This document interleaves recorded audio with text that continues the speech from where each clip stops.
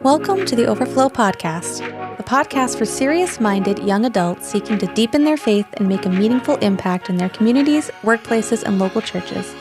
Join us as we explore how faith meets action.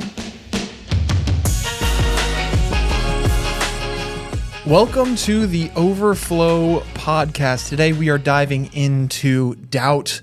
What do I do when I doubt, or trusting God through my doubt? All of the above. But first, I think we need to address all of our outfits. I guess we're also diving into darkness. This is true. Yes. Way to represent, guys. We did not plan to all wear black today. It's okay. Erin just didn't get the memo to wear the Overflow shirt. Yeah. That's true. Yeah. At least she wore black. Joe and I are matching, wearing the Overflow shirt. I went real gung-ho on the Overflow decor. No, way that's over not the right. top. It's not decor. What is it called? Fashion? No. what is it? Accessories? Accessories? Swag. Swag. And I also brought out the hat. But it was not planned. And we probably should talk in the future so we don't do this. But whatever. It's all good. Whatever. It's all good. It's fine. Big news update. Joe, do you want to talk about your big news? No, it's my news. Okay. Oh yeah, me and Izzy bought a house. We've been working on that pretty much nonstop for the past 2 weeks, 3 weeks now. Actually, 3 weeks. Yesterday's when we closed on the house. Crazy. So we've had a lot of help from yours truly. So Fantastic. all of you. Hey. Not me. But You have help. You've been doing myself. Fantastic. Were you working on it this morning? Yep. So he's coming there, a little tired. Were you working on anything this morning, Erin? I was at work. She was Oh, at she work. was at work. I was at work. Very cool. And Jeff, show us your fingernails. I don't even know. No, that's disgusting. I don't know if you can see that. I was changing my calipers and rotors and brake pads this morning. So that was. So we're all just really We're Yeah. hardworking individuals. going at it at life. Yeah. But all right. Well, enough about us. Yeah. Let's talk about Jesus And doubt. and doubt. And what And is it?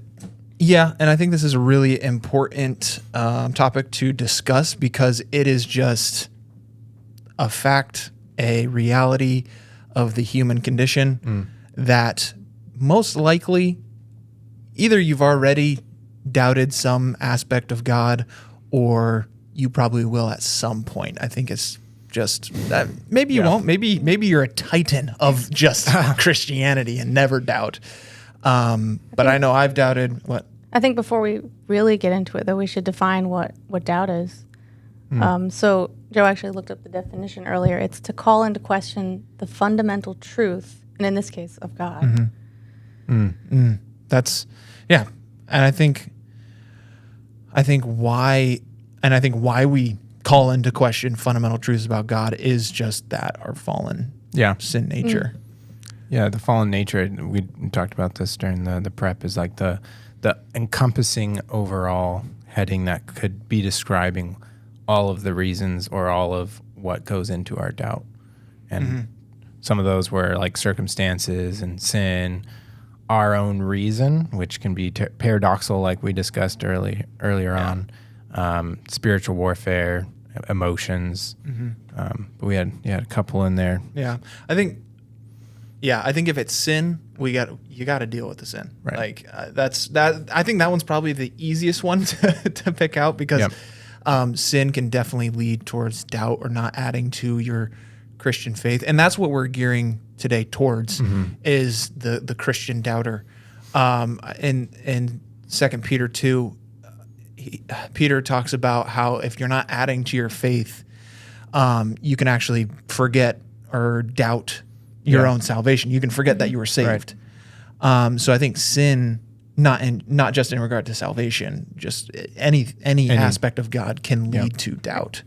Yeah, I think that's a really good point about 2 Peter is the discussion of this was explained to me a while back, but your faith in general, if you think about it like you're on a river, and if you're not working or paddling upstream, you're not working to become closer with God, eventually you're actually going backwards because the current's taking you back. The world is sin, everything is just attacking you. Yeah. And that's a big part. I mean, spiritual warfare, like you see in the garden, specifically in the doubt arena, Satan was working on Eve in the very beginning, planting doubts about God's providence and what he had for them. He's like, well, are you sure? I mean, looks like pretty good fruit. Why wouldn't God want you to have it? That kind of thing. Just very beginning, there's doubt. Yeah. And it's prevalent. So yeah, and I think Erin was talking about doubt, and I think more specifically circumstantial doubt. You were... Yeah, so in Psalm 73, it's Asaph's psalm. I'm going to read a couple verses. So he's talking about how the wicked prosper, and he doesn't understand why they prosper. But later on in verse 23, it says, "Nevertheless, I'm continually with you. You hold my right hand." And then verse 26 says, "My flesh and my heart may fail, but God is the strength of my heart and my portion forever." So he goes to the sanctuary of God, and he says that because he's just the wicked, they're not going to prosper. Their end is not what the Christians is. Yeah.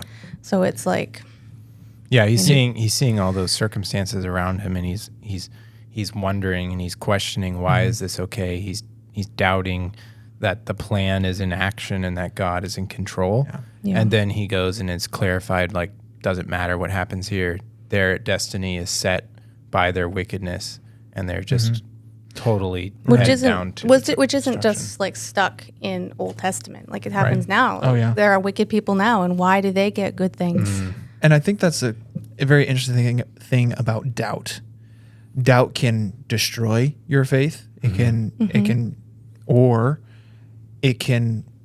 propel you, or it can lead to a more robust, deeper faith in God. And I think there's kind of two options there. And Asaph, I think, shows us a deeper, more robust faith. He says, even though my flesh and heart fail, God is my everything, essentially. Yeah. But I think, Joe, you had a couple notes on consequences of doubt. So that's your description there about it can either destroy or it can propel your faith is a picture of later timeline, whereas in the moment consequences of doubt, we can see the story of Moses where he's doubting God's plan for him to be God's spokesperson to Pharaoh, and his doubt turning into disobedience, which is essentially, if you think about doubt, it eventually does turn into a sin if you don't conquer it and let God conquer it through you. That disobedience turned into him missing out on being God's spokesperson.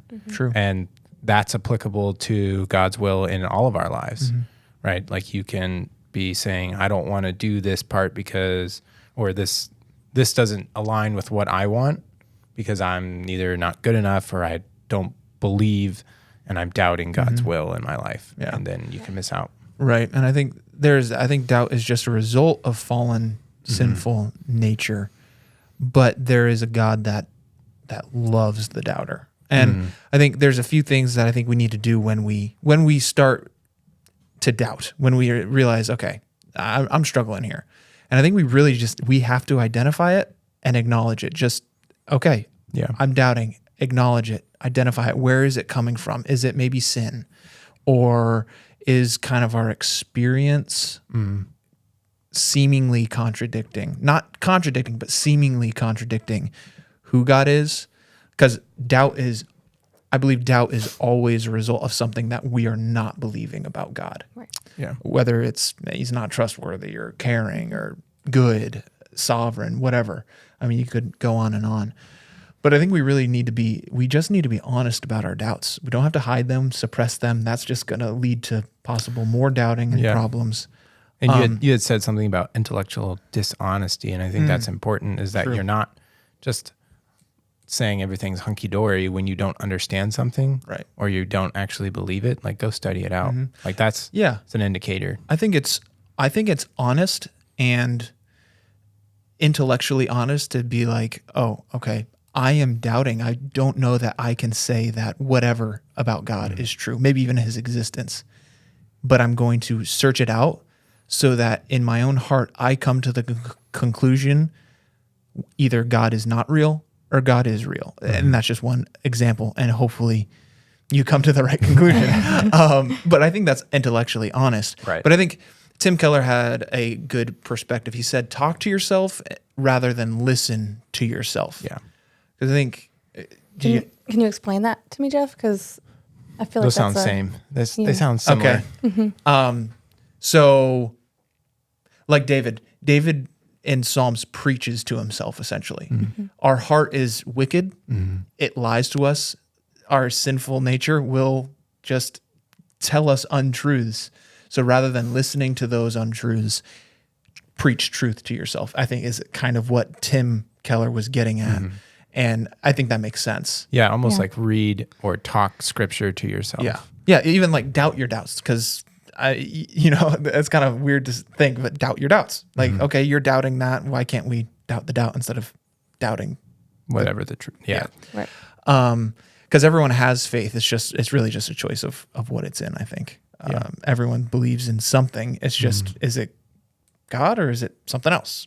Or is it, and there's just a few more things. Just what should I do when I don't doubt? I just wrote down a few things. Just 100% certainty in this world it's not really, philosophically, it's not possible. Right. Now you can personally come to that where, no, I'm convinced, but that's not necessarily the goal. The goal is knowing Jesus. The goal is getting to understand who he is. And then, and certainty is not the same thing as having faith. Right.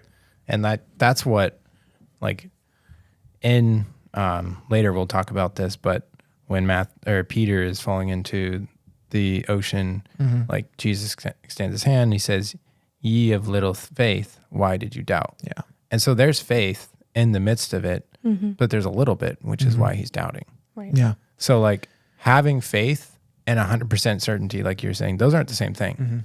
Like faith is the belief about something in which you are not entirely 100%. Yeah. Like you can't prove it, right? That's what faith is. You can't prove that God exists. It's just not possible. But you can't prove that he does not exist. In reality, you can't really prove anything, right? Right. And I've said the existence of God. Doubt is more vast than just whether God's real or not. It could be a ton of different things. But I think it's important not to obsess over our doubts. Yeah. I think we talked about beforehand that doubt or the mind and mental health and how God helps us in that. And we're not ignoring that, but I think what's important is to address that this aspect is kind of a big part that can lead to anxiety, depression, mental health issues when we obsess over our doubts, when we are struggling so intensely and maybe not getting victory, maybe not approaching it the right way. And I think it's really important to, when we are doubting, to remember that we're not the only one. You're not the only one to ever have doubted. Like titans of the faith doubted. Yeah. That's really good. And I think that's important. Abraham doubted when God said, "Hey, you're going to have a baby." He's like, "Yeah, okay." Sarah laughed, right? Right. Mary was like, "How can I have? How are you going to do that? Yeah, how can I have the Messiah?" Like what? Or Peter.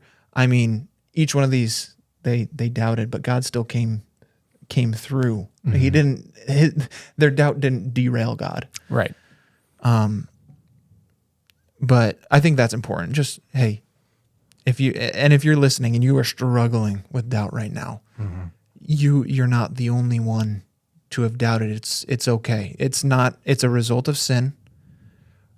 It's reality, and there's help and there's resources to help you in your doubt. And I think that's really important to understand. You're not a less of a person for doubting.